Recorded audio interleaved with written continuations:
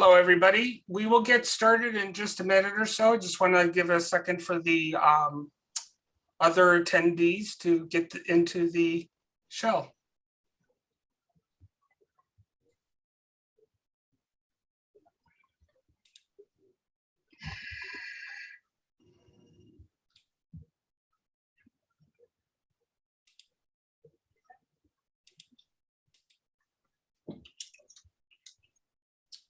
All right, looks like we are ready. So let's go ahead and get started.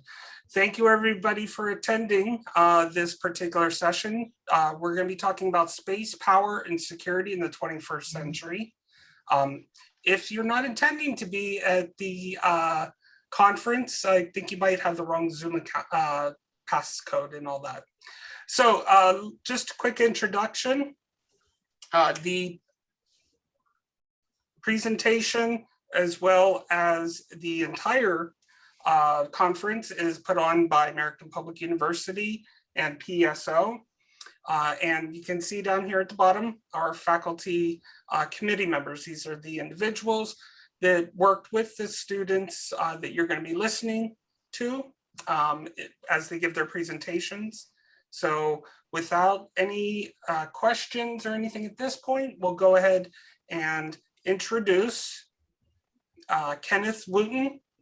Kenneth is a student in American Military University, and he will be doing a talk titled Space Race 2.0 Between the US and China, Strategic Implications for Space Security. I'll let Kenneth go ahead and take over at this point.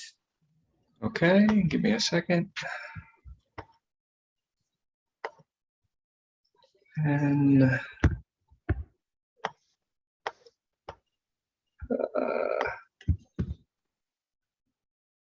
okay, everybody sees that? Just double checking. Yes. Okay. Kenneth or Nico Wooten. I'm going to be giving a brief presentation on the next space race that's coming up, specifically between US and China, with their strategic competition, and then the implications that it's going to have towards space security. Overview for it, I'm going to explain why we are going into the next space race, to give it a little context, especially for China, talking about their history from specifically the 1840s until now, is going to give a pretty good idea on why they're pursuing the path that they are. Then, obviously, I have to mention Xi Jinping and the competition that's currently going on between them and the United States, specifically outside of the space domain. And then, of course, talk about the whole second space race that's coming between, or that's progressing with the US versus China, and the objectives, modernization efforts in general for how China is trying to ensure space superiority, and how that's influencing the US and Chinese relationship. And then the last thing I'm going to highlight is the future outlook and the potential paths that it could go. For the space race, everybody's probably aware of the Cold War, how the first space race occurred between the Soviet Union and the US. Having the higher ground, having the ISR, or the intelligence, surveillance, and reconnaissance capabilities, specifically during Desert Storm, having the GPS, which improved and increased US lethality and efficacy. So China saw that, as the Soviet Union and the US were the primary participants with that prior to Desert Storm, and then going into Desert Storm, seeing how the US was using all the capabilities that they could with space. And a lot of their strategic objectives have been geared towards modernizing all the technical capabilities, education, focusing on individuals and citizens, going more, the younger generation, going more into STEM fields. And then they understand that in order to stay relevant on the international stage, space is the new, it's not necessarily the new frontier, but it's the one that's getting a lot more attention, especially within the past few decades. To get a good idea with China, you have to understand a little bit about the history. The 1840s to the 1950s, at least the earlier part of that, China wasn't really as developed as some of the other powers of the world at the time, especially Britain. They had a lot of foreign countries involved along the coast. Opium was the biggest thing around there that foreigners were trying to use to capitalize on. They also had all these warlords trying to seize territory. To sum it up, without going too in depth, the foreigners were the biggest thing, or the perceptions of foreigners was a negative perception view from China. They didn't like exactly how the foreigners were just taking advantage of them. They lost Hong Kong during this time frame, Taiwan, Japan, obviously with World War II, they were suffering a lot of issues, and it was ingrained within their mindset earlier on. Obviously, as time changed and went into the early 21st century, specifically with Mao, with the founding of the PRC around at 1949, techno nationalism was a big thing because they saw how the US and Russia were starting to, or any advanced nation at that time was utilizing technology to put themselves more on the global stage and ensuring a dominant presence or influence in any kind of international matters. Going into the 21st century, you have Xi Jinping and the great power competition, recently coined or adjusted to the strategic competition. Xi Jinping thought is basically creating a socialistic country with Chinese principles. A lot of the gearing that Xi Jinping has done recently has followed the China Dream, which includes the BRI, or the Belt Road Initiative, just trying to get greater influence internationally, improving their relations, trying to get more of an international presence while having this resurgence of Chinese political might, military prowess. A lot of the strategic goals, especially 5-year plans, are gearing a lot of their objectives to accomplishing this, hopefully by 2049. The interesting thing I will mention, but won't go too in depth with, part of the BRI is the debt trap diplomacy. They're building infrastructure. The BRI may sound like a pretty good incentive, especially to expand their presence globally, because the US did it. Obviously imperialism early on in global history, and all the major powers ended up having this global presence. So they're trying to improve their foreign infrastructure, but they start encapsulating and trying to bring in countries that don't have as great of an economy, and not first world countries basically, and they aren't straightforward with them with a lot of the specific details for contracts. So then they can't meet some of the obligations, and then the Chinese can essentially take over for what they want, put military presence there, and as you can see, it's kind of like taking control of the lesser capable countries to improve their global influence. For the second space race, there's a lot to cover. I'm going to really keep this short and concise. A lot of the objectives that the Chinese are doing, they have 3 specific dates, 2021, 2027, and 2049. 2021, obviously this year, they just want to be a moderate country on the global stage. In 2027, they want to improve to have the strong military capable of carrying out a lot of these objectives that they want for the culmination in 2049, which they want to be a peer or right alongside the US or greater. A lot of the objectives, as I highlighted before, with the capacity and space and capabilities, they want to ensure that they have the fortitude, the capabilities, the authority to where they can match the US, and they're situationally aware of everything going on to where the US can't basically dictate how things are supposed to go in space. Modernization efforts include space launch vehicles being able to carry heavier loads into space. The Chinese space station, which is the most recent thing that they have up there. I think they're on their 2nd spacewalk right now. They also have all students, newer generations, interns going to the States and then coming back with that knowledge, potentially ideas for how we are constructing things and trying to reverse engineer it.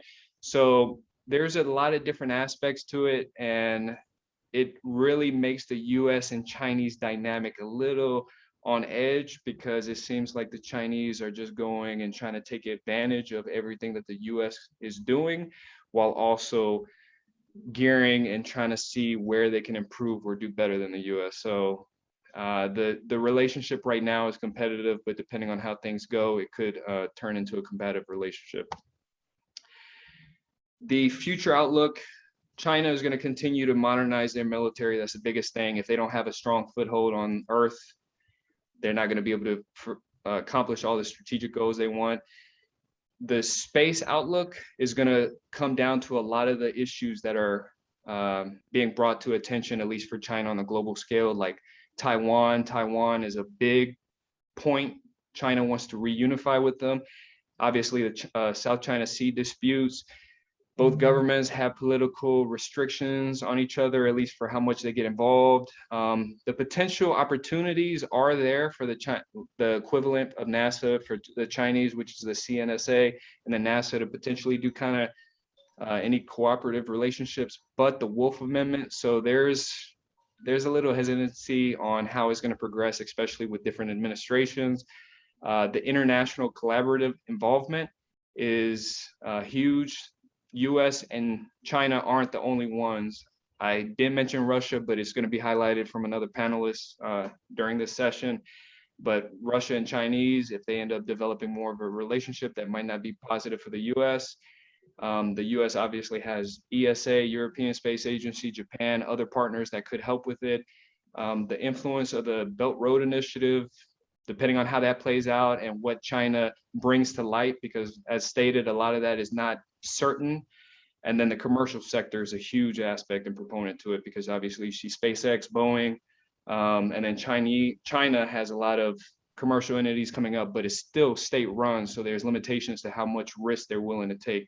So to sum it up and to end it, right now is more in the middle for competitive, but depending on how things pan out, especially with the modernization of the military and the contentious issues, along with the Uyghurs, I didn't mention that, but the ethnic issues, and then Hong Kong, there's a lot of terrestrial issues that if the Chinese don't adjust for it, then it might not be a positive thing in the international community, and that's going to really dictate how things go going forward into the space domain. But it's a very important thing to look at. A lot of different agencies are looking at it and just keeping an eye on it until 2049 and keeping a close eye on how they progress up to that point. And that concludes my presentation. All right, so with regards to questions, if you guys have any questions, please go ahead and send them into the Q&A piece. We will be looking at those items. Let me just show my screen again. We will be looking at those items as we progress into the more panel discussion. So we're going to try to group them all together at once. I just did want to take a second. I just realized after I gave the clearance for Kenneth to speak that we are going to also, as you can see, have Dr. Burch here as a discussant. And I did want to notate that Dr. David Kritz, Dr. James Hess, and Dr. Frank Trapp were the other committee members. All right, so our next talk is going to be from Mark Dory. I hope I'm not chopping that up. He is going to be doing a talk. He is also a student at American Military University, and he is going to be talking about Russian power competition in space and the implications for the US. So, Mark, at this time, please go ahead and show your screen. Yeah. It is yours. I'll give you the 1 minute warning when you hear that big loud ding. All right, awesome. Thank you. All right, so I'm Mark Durkee. I'm from American Military University, and today I'm going to be talking about the Sfera space program and how Russia is using it to regain power, great power competition in space. So today I'll start off with a brief description of what the Sfera program is, and then I'll move into the theoretical framework that I used then quickly discuss my methodology, then talk about what the impacts could be for Russia, and then conclude with impacts for the United States. So Putin announced the Sphere program in 2018. He announced it in a very public forum. They were going to initially launch 288 satellites to provide broadband internet connectivity throughout Russia. And it was going to be merged with an already in process telecommunications system called Express RV. It'll also be combined with the GLONASS satellite navigation system and a host of Earth sensing satellites. Russia is going to use this capabilities provided by this overarching Sphere program to connect the vast Russian homeland with those capabilities. And the main goal is to provide a good future for the Russian people, especially with the amount of resources that Russia could potentially find either in its interior or along the northern coastline into the Arctic. The communication segments were going to be focused on Russia and then the surrounding countries that predominantly made up the old Soviet Union. So that was the focus. And moving into the theoretical framework, I used Mersheimer's offensive realism theory as a lens on how and why Russia is trying to regain great power status, and focus it on the space segment, the space industry within Russia. Russia views itself as the heir to the former Soviet Union and the great power that country once had. The Sphere is an enabling concept, enabling capability that will allow them to regain their great power competition through communications, precision navigation, and remote Earth sensing. I also used a fairly new theory called humiliation aggression. It came out about 2-3 years ago by Sandra Bonhart, and we'll go into that more of that in a couple of slides. But it will give an underpinning of what may occur in the possible time frame that Russia could use the capabilities provided by Sphere.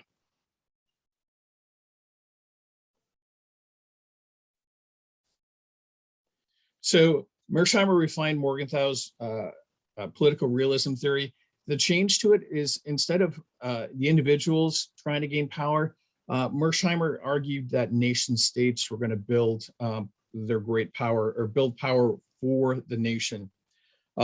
Offensive realism theory postulates that nation states will attempt to maximize their relative power in a very chaotic system to ensure their own survival, as there's no overarching organization that provides global security. Without a global 911 force, Mersheimer argues that each nation will develop or acquire military power to defend itself from others, and because of that, develop into the most powerful nation in that system. The road for Russia to maximize its power initially began in 1999 when President Yeltsin appointed Vladimir Putin as the interim president, following years of decline and stagnation within the Russian Federation. President Putin, one of the first things he did was tighten the fiscal policies and then increased oil and natural gas exports, which allowed the Russian government to develop the strategic armaments programs for 2020 and 2027, which would facilitate the acquisition of new or modernized military equipment for Russia. A key component of these new capabilities are precision strike weapons, which will fundamentally change how Russia will wage future warfare. Russia is developing into a regional military power based on Mersheimer's argument of maximizing military capability. Inherent in this new offensive capability will be the possibility to conduct command, control, communication, computers, intelligence, surveillance, and reconnaissance, C4ISR, which will enable precision strikes both regionally and globally. So moving on to Barnhart's humiliation aggression theory. Barnhart developed this theory to predict if and when a nation would conduct an aggressive act against its neighbors based on a previous humiliating act, such as losing territory either through coercion or a military action. Barnhart's novel theory is based on research of humiliating events for great powers between 1816 and the year 2000, and what actions those nations took in the years following that humiliating event. Her analysis found that great powers who were humiliated by losing territory involuntarily were 80% more likely to take territory of a third party within 20 years of that initial humiliating loss.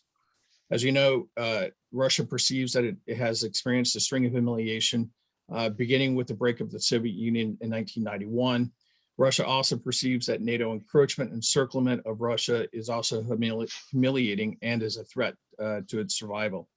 Given the long history of perceived humiliation by Russia by the West between 1991 and 2008, it's essential to identify a key trigger event as a starting point for Barnhart's theory. In September 2008, following the Russian-Georgian conflict, the then Russian President Dmitry Medvedev stated, quote, "Russia will not tolerate any more humiliation, and we're not joking," end quote, in response to NATO expanding into the former Soviet space. As a result of this statement, explicitly stating Russian experienced humiliation at the hands of NATO, 2008 is a reasonable starting point to start assessing Barnhart's humiliation aggression theory.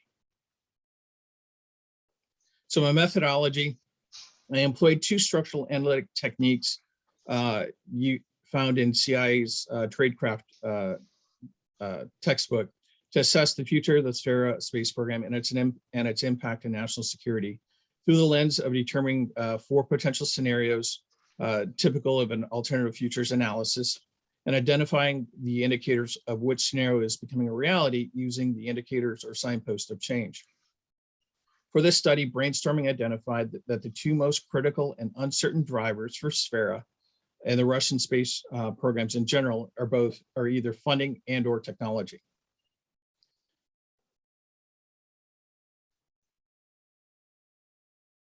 So the Sfera program is extremely ambitious. The planned 640 satellites of the program are intended to provide a whole host of capabilities for the Russian population, based over the Eurasian continent and improved navigation globally. The planned orbits of the various satellites are intended to maximize coverage over the Russian Federation, near the Russian Federation, and especially over the Arctic. Modern warfare is dominated by the need for a nation to create a network connecting all of its combatants, whether it's a soldier, an aircraft, or a ship. Network-enabled warfare enables effective command and control of military forces and allowing a sensor-to-shooter architecture. The drive for world-class GLONASS precision navigation system continues the march towards ensuring security for Russia.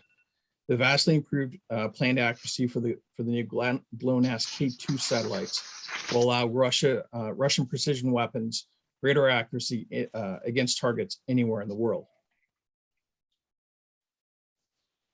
Consistent with Mearsheimer's offensive realism theory, Russia is attempting to maximize its power.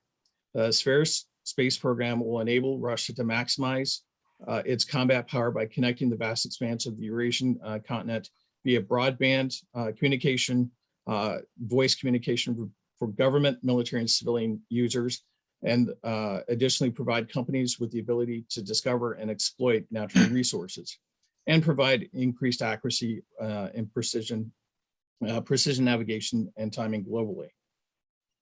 All of these will counterbalance the US within the Eurasian continent. So moving on to the humiliation aggression theory. Russia experienced one of the most humiliating events in the post-World War II era when the Soviet Union collapsed under its own weight in 1991. Russia perceives the US and NATO have continuously attempted to humiliate Russia by slowly expanding NATO since the fall of the Soviet Union. Decades-long perceived humiliation at the hands of the US and NATO and the loss of its buffer nations may fit Barnhart's description of humiliating acts, which may drive Russia to conduct aggressive actions against a third party. Based on Barnhart's research and last perceived humiliation in the 2006 to 2007 or 2008 timeframe, when Russia was discussing adding both Georgia and Ukraine to the NATO alliance, Russia may forcibly occupy a third nation sometime in before the 2026 to 2028 timeframe. However, the research on this is inconclusive and on this at this point and worthy of future research.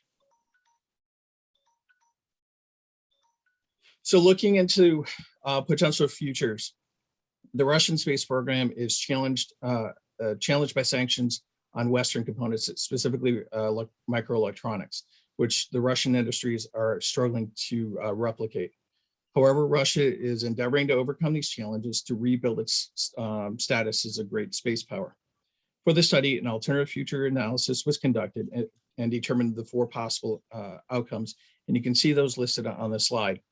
A dying Hulk, which means that it's not capable of producing any kind of space program, a needy customer, where it has to rely on another third party, either China or India or the US to provide critical components.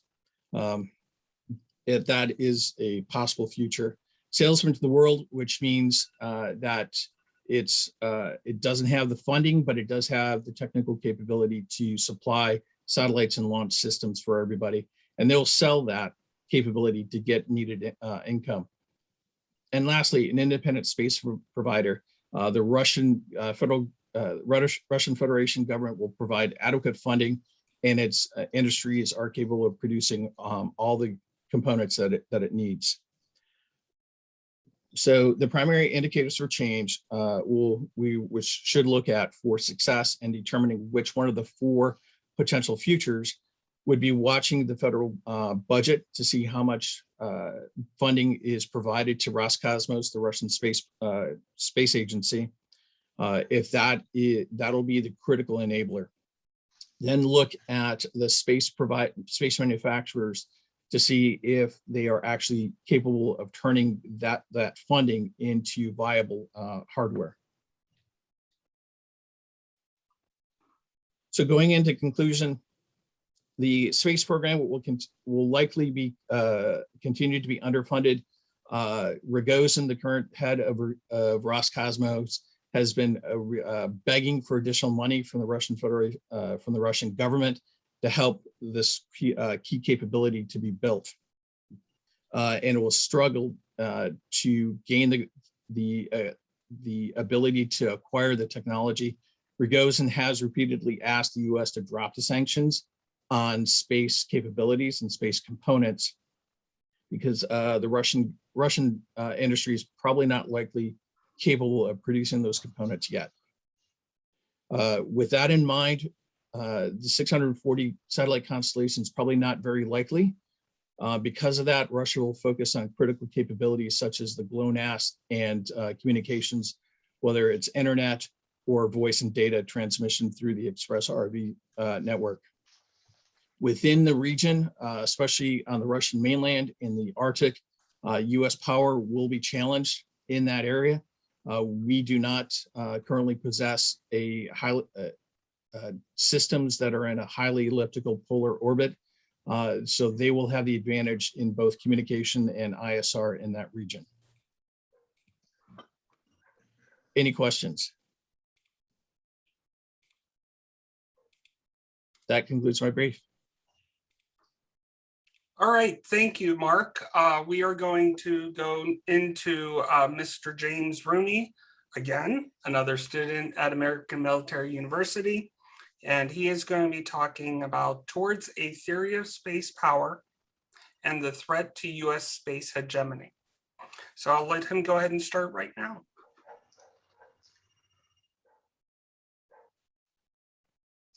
So, can you hear me? Yes. So what do I do? Just hit request remote control? Just hit share screen.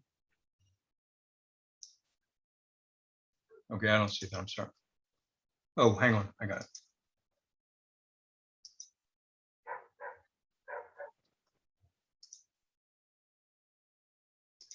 There we go.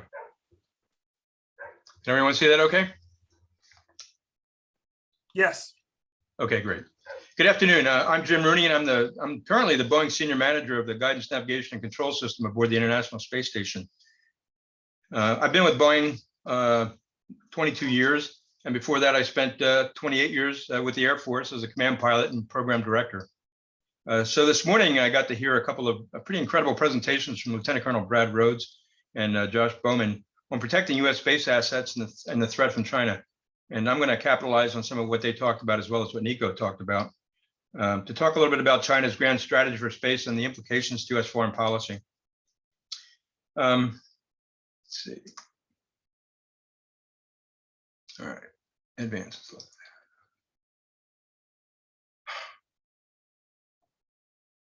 And how do I advance the slide here? I'm sorry. It is advanced. Just Okay, hit your down arrow. Yep. Okay, thank you. All right. So as an overview, I'll be discussing what I consider to be the mystery that is China with its 5,000-year history, as well as a look into China's strategic culture and its current leadership. From there, we'll take a brief look at the U.S. track record when accurately reading the strategic culture of its adversaries before launching into a discussion about what some have termed a Thucydides trap, which kind of takes us back 2,000 years to ancient Sparta and Athens. Then next, I'll talk about the inference of Chinese grand strategy for space, since the Communist Chinese Party doesn't really publish one per se for public consumption. And lastly, with an understanding of what that grand strategy for space implies, I'll launch into a discussion about the impact U.S. and our foreign policy going forward with China. Okay.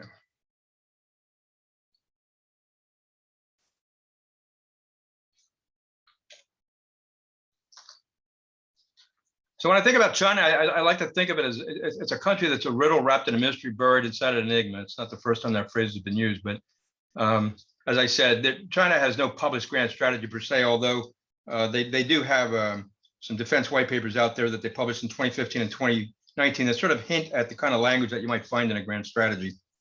But more than written words, it's China's actions and behaviors that really point to a grand strategy with some very targeted strategic objectives. China's aggressive role in the Eastern and South China Sea, its intimidation of other South Pacific and Asian neighbors, including Australia, the Philippines, and Vietnam, all point to a more openly direct and regionally hegemonic attitude in which China views itself as the natural leader of this region. And we'll talk a little bit about the nature of strategic culture, what it is, and how Xi Jinping, who took power in 2012, has had some very subtle but very real influence over the substance and the context of that culture, as he continues to consolidate power at home and cultivate influence and prestige abroad. Having witnessed the success of the U.S. in 2 Gulf Wars, Xi Jinping, the CCP, and as well as the People's Liberation Army, they've all noted the critical importance of space to modern warfighters. And using the U.S. as their model for battlefield success, China has taken to heart the lesson, both good and bad, about the dependence of space systems to prosecute modern wars. In his China Space Dream, Xi Jinping stresses the need to build, operate, and maintain a space force second to none, as a reflection of the rejuvenation of the Chinese culture after what he perceives as 100 years of humiliation by foreign oppressors. And Nico, I think, covered that area quite well. He intends for this space force to operate jointly and seamlessly with the rest of the PLA to successfully prosecute wars near the homeland and to project power anywhere in the world in order to protect China's national interests.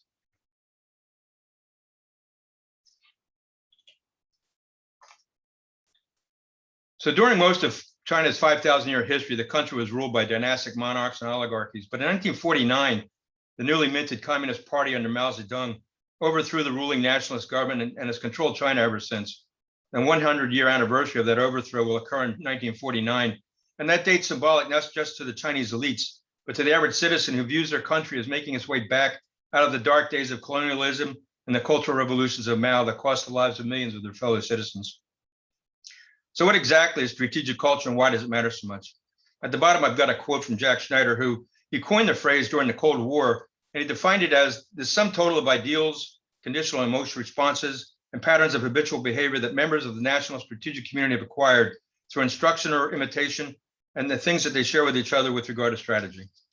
That's a lot to take in, but the bottom line here is that despite what international theory says about realism, and that states are monolithic creatures that act in a chaotic environment that seek advantage only to attain security for survival purposes, they kind of miss the point that strategic culture and leadership do, in fact, have a bearing on the strategic preferences and decisions of the political elites. This diagram is specifically shows strategic culture to be a kind of a spectrum of positions which influence political choices from the left, in which a state seeks a status quo position, all the way to the right, in which a state acts as a revisionist, attempting to influence, challenge, or even replace the power structures surrounding it. The chart also shows the IR equivalents, which move from the more philosophical and benevolent Confucian mention to defensive realism, through offensive realism, and finally towards neo-realism, which implies that states will do whatever they have to in terms of relative or absolute power to affect their political, economic, and military positions within the existing power structures. Okay, there have been 5 paramount leaders of China since Mao, and this chart shows where those leaders might stack up in terms of this diagram. All right, and in the 80s, Deng Xiaoping moved the culture away from the more aggressive, warlike posturing of Mao to a more open, culturally and economically engaging culture, open to new ideas and new ways of doing business for the Communist Chinese Party. But that all ended at Tiananmen Square, and it's reflected in the leadership of Zemin and Jintao as they move the structure or culture back towards the right side of the cultural spectrum. The big question on everyone's mind, of course, especially the intelligence community, is where does Xi Jinping come down on the spectrum? Recent evidence would tend to coalesce around the right side of that spectrum, but that may have more to do with his domestic positions, his consolidation of power, and his need to keep his political party hawks in line and supportive of his policies. The PLA has been modernized, and Xi is trying to garner their support for his strategic decisions as well, hence the behavior in the South China Sea and other regional hotspots.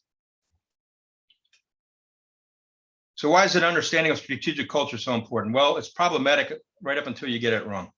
Over the last 70 years, in conflict after war after conflict, the US has gotten it wrong, and it has cost us greatly in blood and treasure. This chart shows just a brief history of those engagements, and I apologize for the misspelling of Al-Qaeda, by the way. I was up too many late nights in front of a computer screen.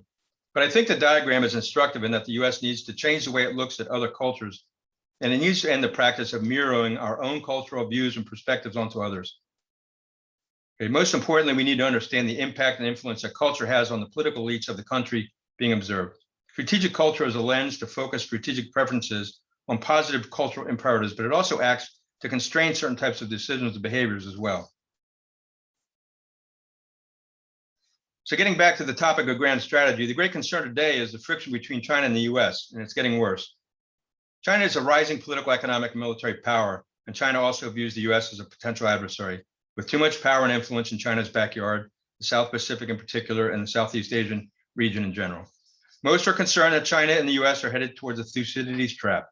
The term was coined by Graham Allison to reflect on the situation that arose 2,000 years ago between the rising power of Athens and the status quo of Sparta.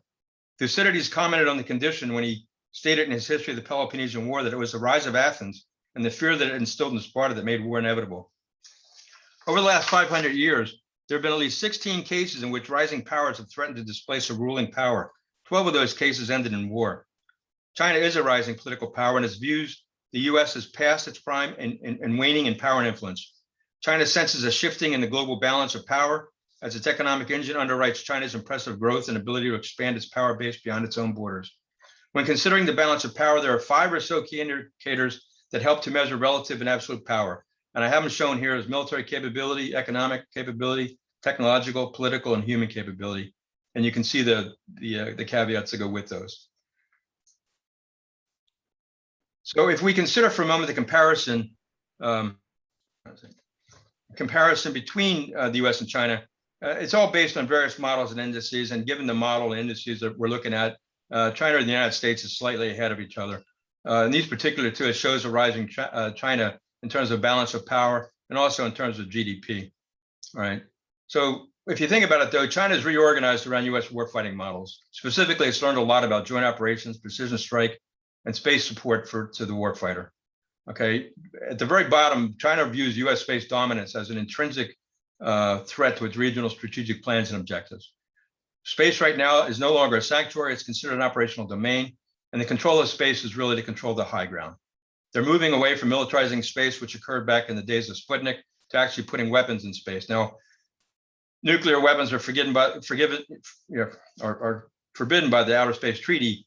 But conventional weapons, there's no written language in the law about that, which means China has invested in kinetic kill, dual use technologies, directed energy, and other kinds of particle weapons.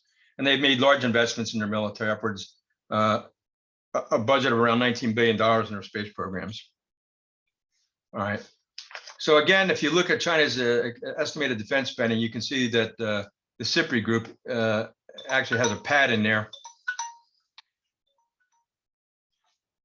that shows the military space budget, and they're reflecting a higher budget than what the Chinese are actually providing to the public.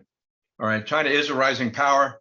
It's expanding its influence in the UN in terms of the number of committee chairs it's holding. The China Dream is Xi's version of a great rejuvenation. And they have been doing this now. They figure it's making up for 100 years of humiliation. So Xi's not looking for status quo necessarily. He may be actually looking for some payback. So the United States has to be guarded for that. Although if you think about it, China has really evolved into a classic rising power, looking to extend its reach and its power and using its national instruments of power. And that includes the use of space to further its political and economic and military ends. As far as the US policy towards China, whether or not US and China can avoid this Thucydides trap, that's problematic at this point. The challenge for the US policymakers is to devise policy aimed at influencing Chinese behavior. We've got to be concerned about Taiwan and things going on in the South China Sea. The US Navy's out there right now trying to patrol around the Spratly Islands, and China's pushing back on them. So it's definitely a powder keg out in the South Pacific right now. Recognizing China's grand strategy for space, the US must maintain its dominance in that space domain through greater investment and breakthrough technologies and system design to protect what we currently have and maybe alter the concept of operations from large expensive systems to more smaller matrix systems that we can control through networks. We need to protect our ground support architectures and develop counter space technologies designed to defeat the Chinese. And see, in conclusion, I've already actually covered most of this, so I'll just quickly go through it. China doesn't see space as sanctuary, but rather as another operational medium. China is building a force projection capability on land and in space. And in a sliding scale from status quo to revisionism, China is actually moving very, very quickly towards an offensive realism. And US policy on China, it must be based on an accurate assessment of Chinese strategic culture and an honest appraisal of what we think Chinese grand strategy is saying. And that takes, that talks defensive, but they talk defensively, but they're acting offensively. So that's all I have for this presentation. I appreciate your patience and I appreciate your time today. Thank you.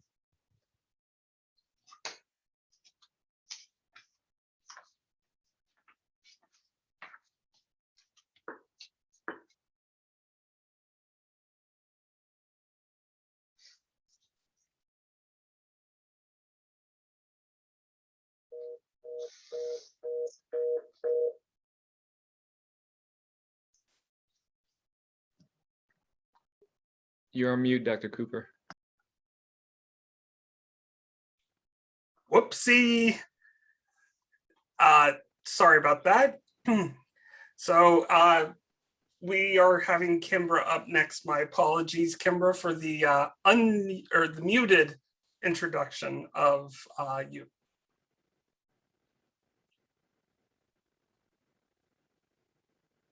You're muted now.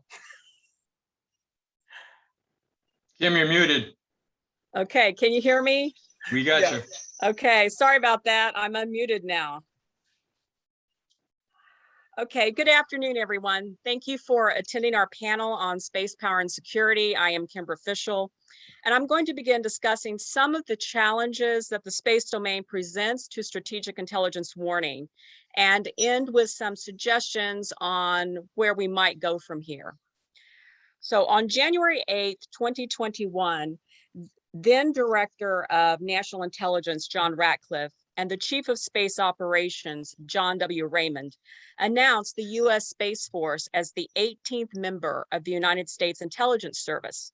Ratcliffe said that space was an intelligence domain as well as a military and national security domain, and that incorporating Space Force into the intelligence community would provide a true global awareness for strategic warning. Bringing Space Force into the IC is important for strategic warning because the space domain presents some unique challenges. And there are two main reasons. First is the dual nature of the space domain itself. And second is the nature of the competing rival powers in the international system, which are global or regional hegemonic challengers. Perhaps the main issue for strategic intelligence warning in space is uncertainty. The space domain exacerbates uncertainty because it increases the denial and deception opportunities for rival powers such as China, Russia, Iran, and North Korea, which leads to a greater potential for surprise. Understanding these challenges is really vital for United States national security interest and global security as a whole. And sound strategic warning is necessary to prevent surprise and help mitigate these space-based threats. So this leads to a question, which was my research question when I started looking into this area, is does space place such strains on strategic warning that a new strategic mindset is needed? And I have used what Richard Z. George and James J. Wirtz refer to as the 7 sins framework to illustrate the challenge to strategic warning presented by the space domain and maybe lend some insight into this question. So what is strategic warning and what does all this mean when it's applied to space? Cynthia Grabo wrote a classified handbook back in 1972 entitled The Handbook of Warning and Intelligence that was eventually declassified and published by the Defense Intelligence Agency back in 2002. This book was originally geared toward the Soviet threat and presented an analytic framework for strategic warning. One of the key elements relevant now to the space domain is that the function of warning intelligence is to, quote, examine continuously and report periodically or daily if necessary any developments which could indicate that a hostile state or group is preparing or could be preparing some new action which could endanger U.S. national security interests.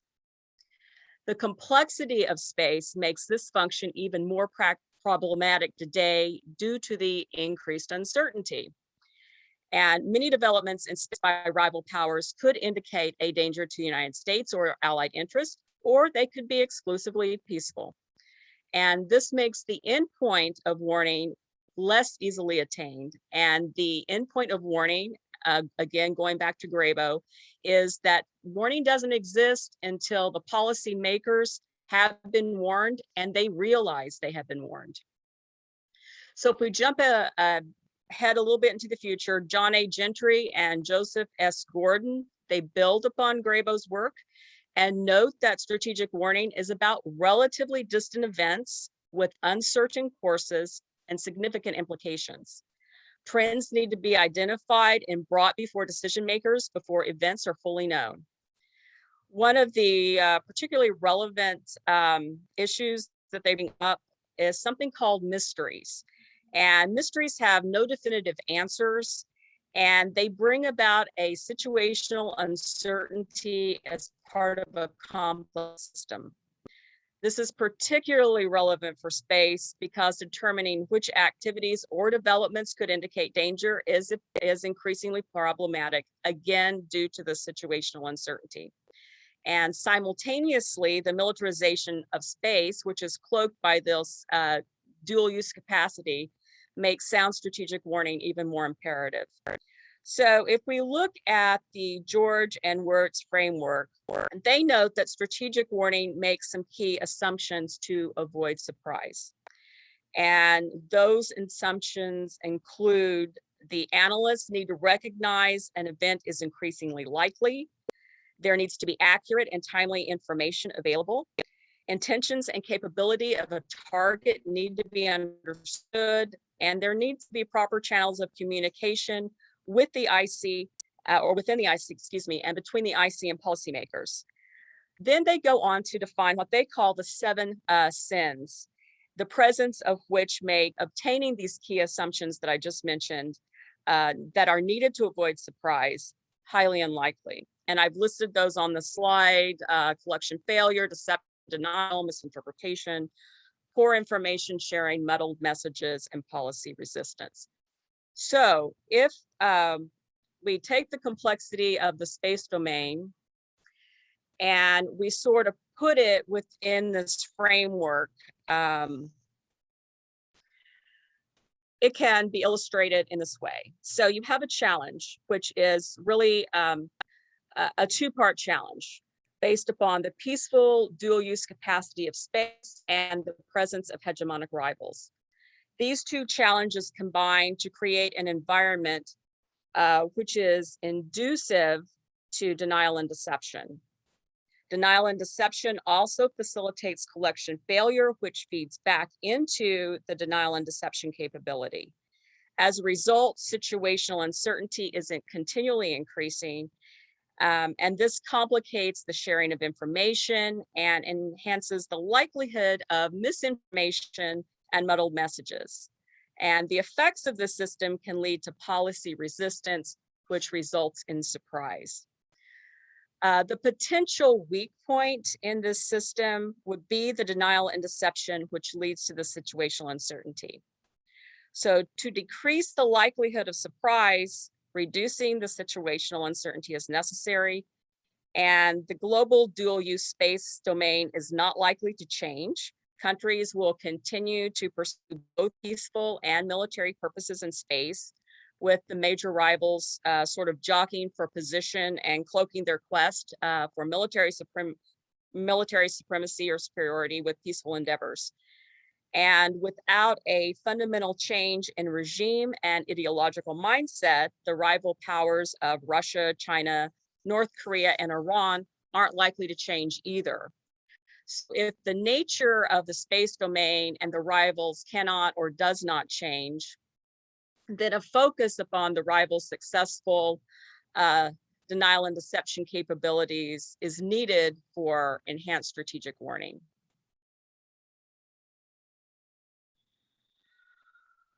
So classical denial and deception thinking includes, I think, what John A. Gentry and Joseph S. Gordon summarized very well, that analysts must watch for situations with incentives to generate surprise.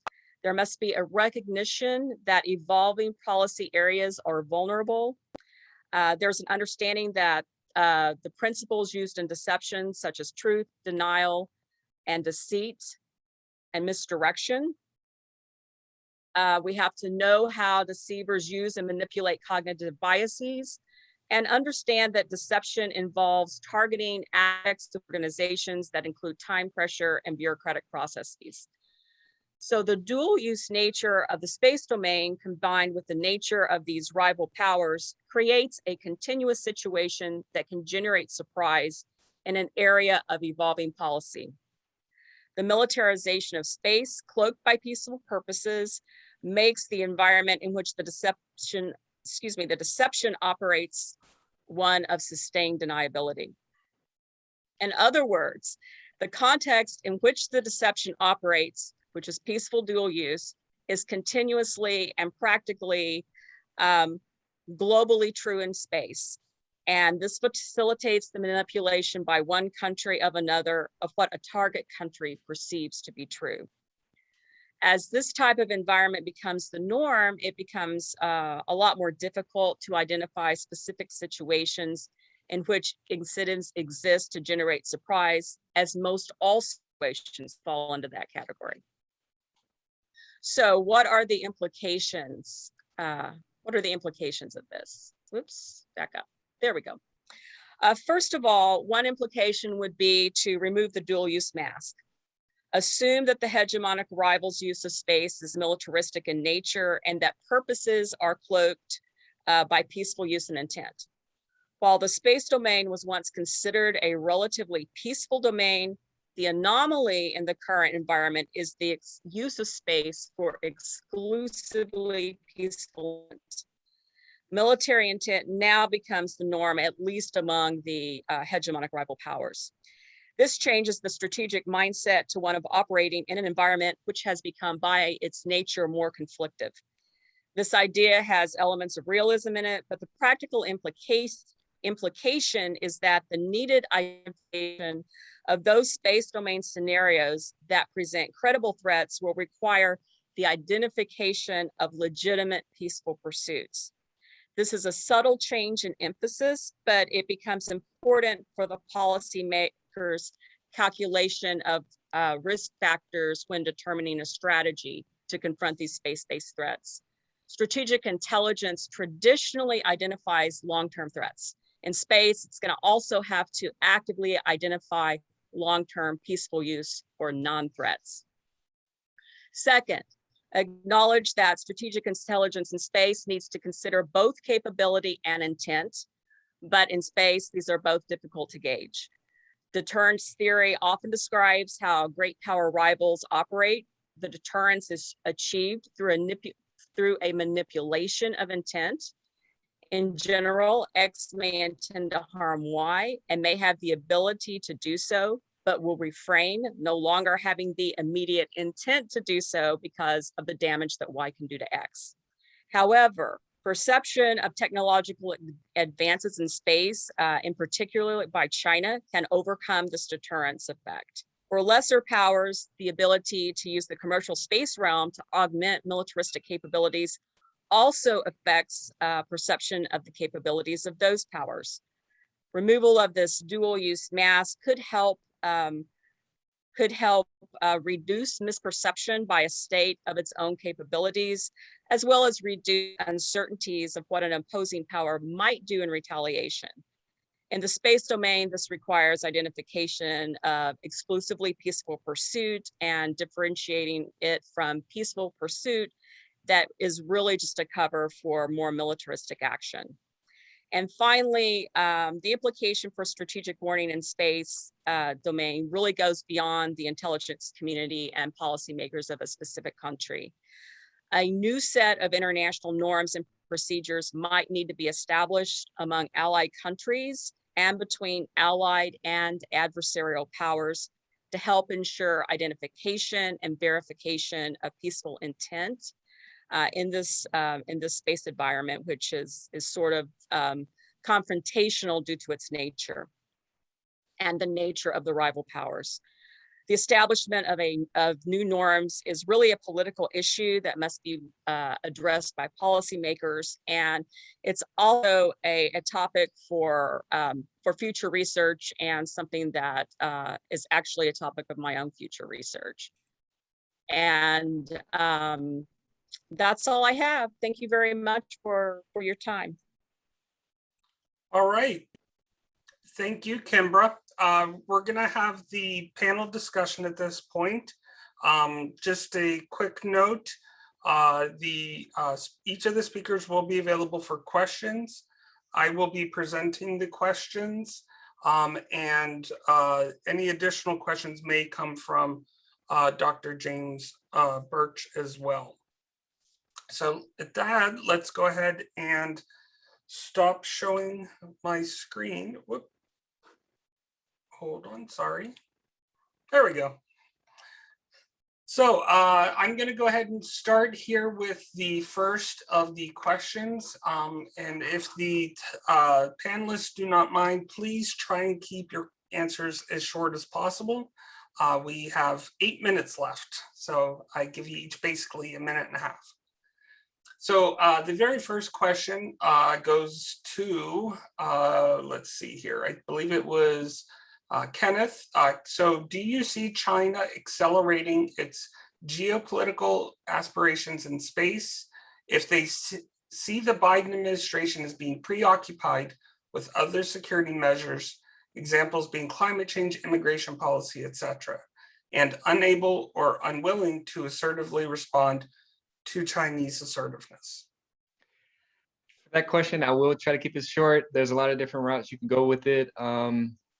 Obviously, China's more in it for the long haul, so all their strategic objectives, like they're going to slowly build it regardless of what is happening. But with other occupied interests, at least for the US, focused on climate change, immigration, anything like that, they're going to capitalize on it, see where the international community may have disagreeing or negative mindsets or opinions based off of what the US is doing.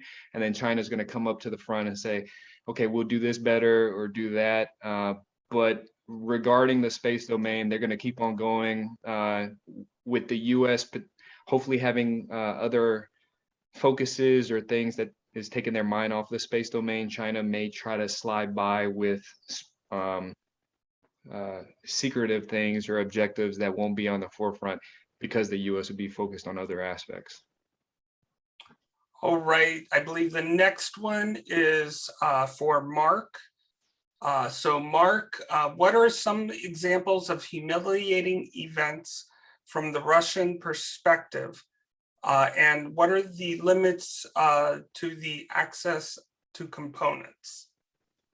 So the humiliation that Russia perceives, it really is a perception. It is focused on NATO moving eastward towards the Russian border.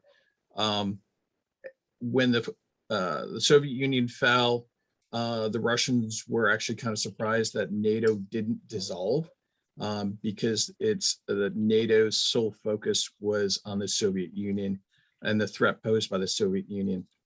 So when NATO didn't dissolve post 1991, and NATO kind of stiff arming Russian participation within NATO through the Partnership for Peace program, it started realizing that NATO really wasn't there to defend, in their mind, Europe. It was more to keep the Russian Federation constrained or restrained.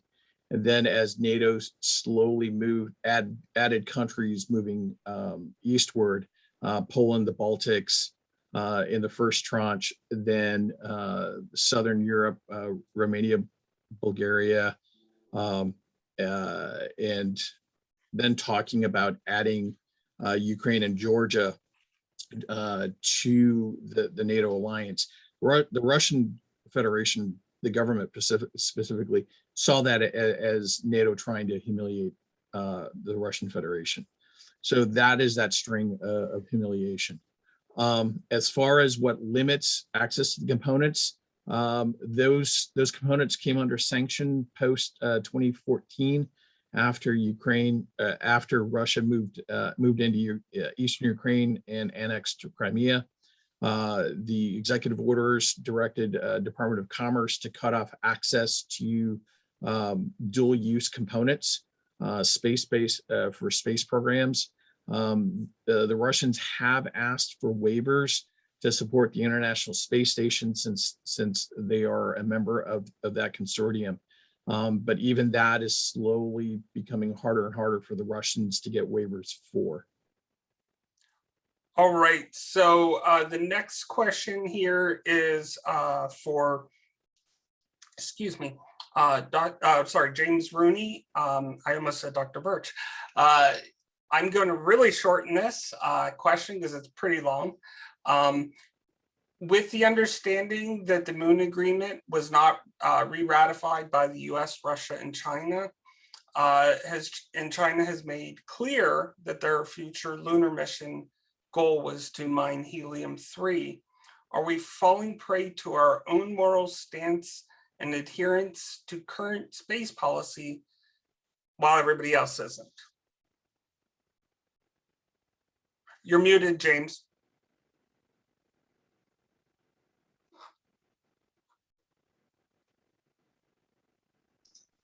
There we go.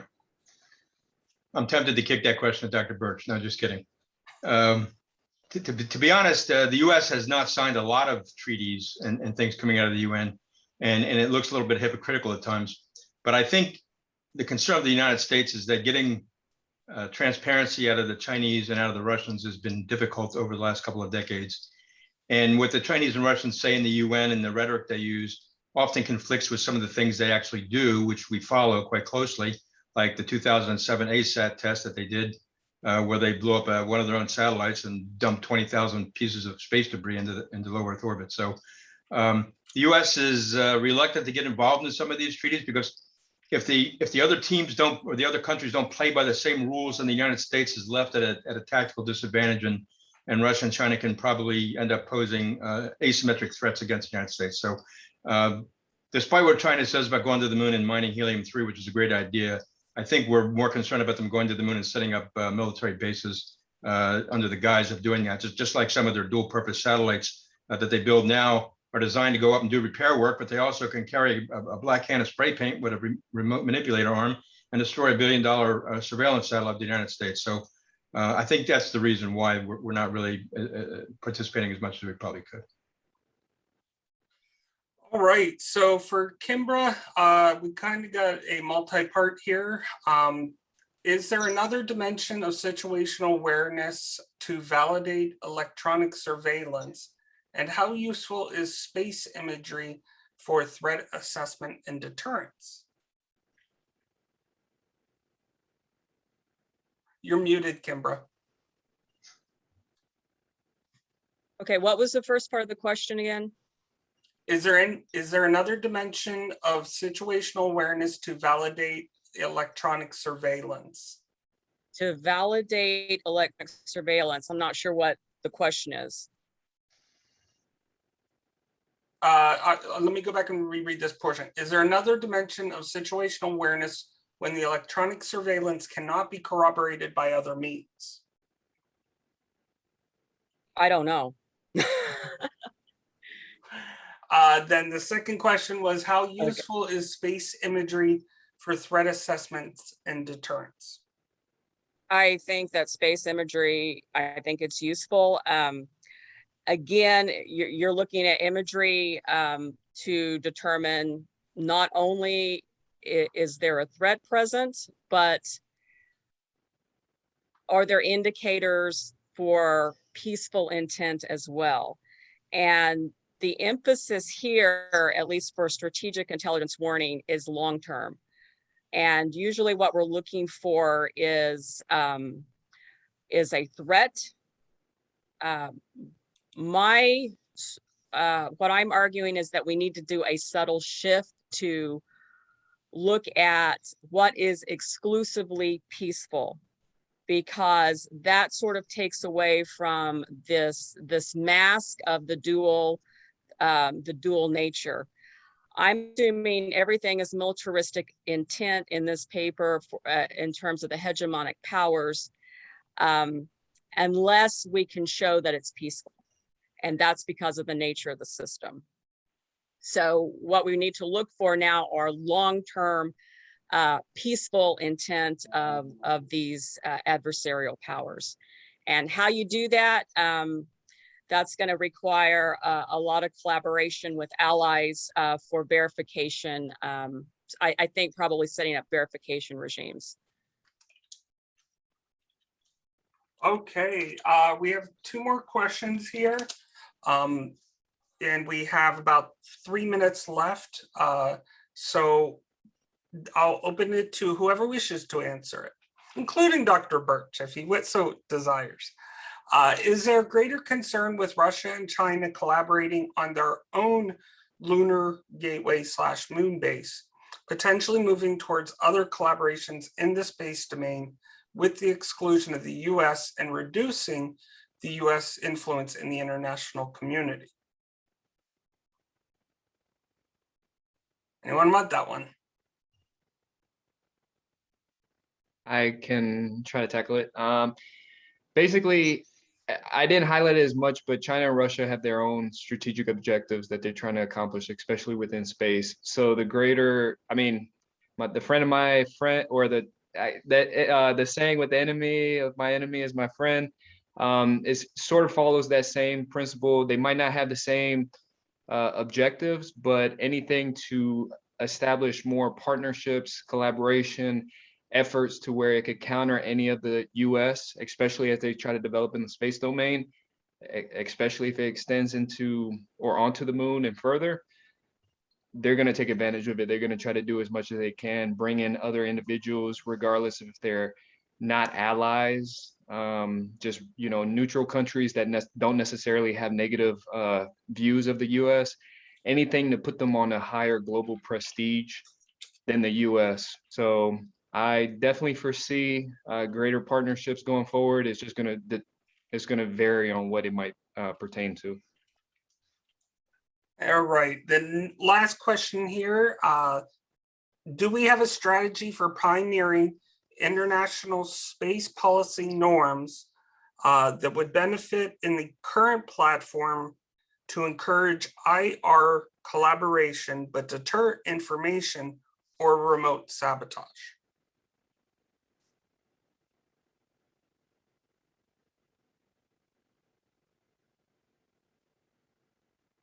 I think he's not wanting to click that unmute button. I'm leaning toward Nico on this one again.